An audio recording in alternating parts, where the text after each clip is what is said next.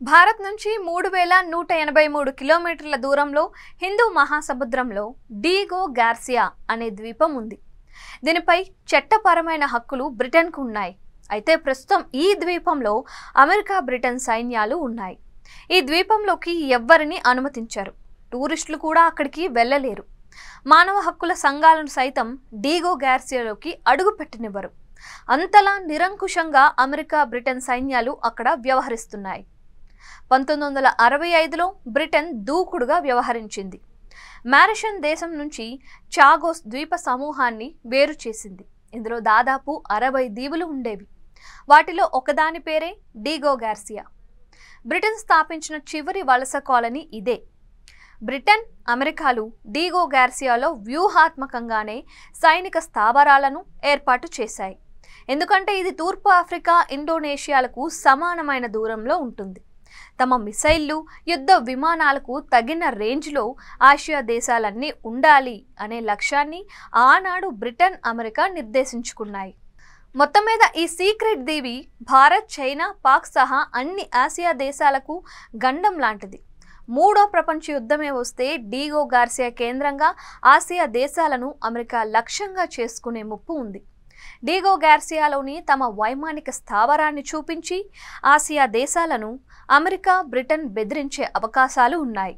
ఇప్పుడు ఇరాన్పై దాడుల కోసం డీగో గార్సియాలోనే అణ్వస్త్ర బాంబర్లను, యుద్ధ విమానాలను, మిసైళ్లను అమెరికా మోహరించింది. 1966 నాటికి డీగో గార్సియాలో చాగోసియన్ అటవీ తెగకు చెందిన 924 మంది నివసించేవారు. అయితే 1968 నుంచి 1973 మధ్యకాలంలో బ్రిటన్ సైన్యాలు వాళ్ళందరినీ బెదిరించి సమీపంలోని ఇతర ప్రాంతాలకు బలవంతంగా వలస పంపాయి. మాట వినని వారిని ఏం చేశారో ఇప్పటికీ తెలియదు. నాటి నుంచి నేటి దాకా డీగో గార్సియా ద్వీపంలో కేవలం అమెరికా, బ్రిటన్ సైనికులు మాత్రమే ఉంటున్నారు. వాళ్లను కాదని అక్కడికి చీమ కూడా వెళ్ళలేదు. డీగో గార్సియాలోని ఆటవిక తెగ ప్రజలను తరిమేయడం చట్ట వ్యతిరేకమని, అది మానవ హక్కుల ఉల్లంఘన అని 2019లో అంతర్జాతీయ న్యాయస్థానం తీర్పు ఇచ్చింది. బ్రిటన్ సైన్యం చేష్టలను తప్పుపట్టింది. అయితే అంతర్జాతీయ న్యాయస్థానం తీర్పుతో బ్రిటన్ ప్రభుత్వం విభేదించింది. డీగో గార్సియాలోకి వెళ్లేందుకు రోడ్డు మార్గం లేదు. అక్కడికి విమానాలు కూడా వెళ్ళవు. కేవలం హిందూ మహాసముద్రం గుండా పడవల్లోకి వెళ్ళాలి. అది కూడా అక్కడి సైన్యాల అనుమతితోనే. పర్మిషన్ లేకుండా వెళ్ళనేలేము. జర్నలిస్టులు, మానవ హక్కుల సంఘాల ప్రతినిధులు, టూరిస్టులను ఈ ద్వీపంలోకి అనుమతించరు. ఒకవేళ అక్కడ మీడియా ప్రతినిధులు కానీ, మానవ హక్కుల సంఘాలు కానీ అడుగు పెడితే నిజాలు బయటకు వస్తాయి.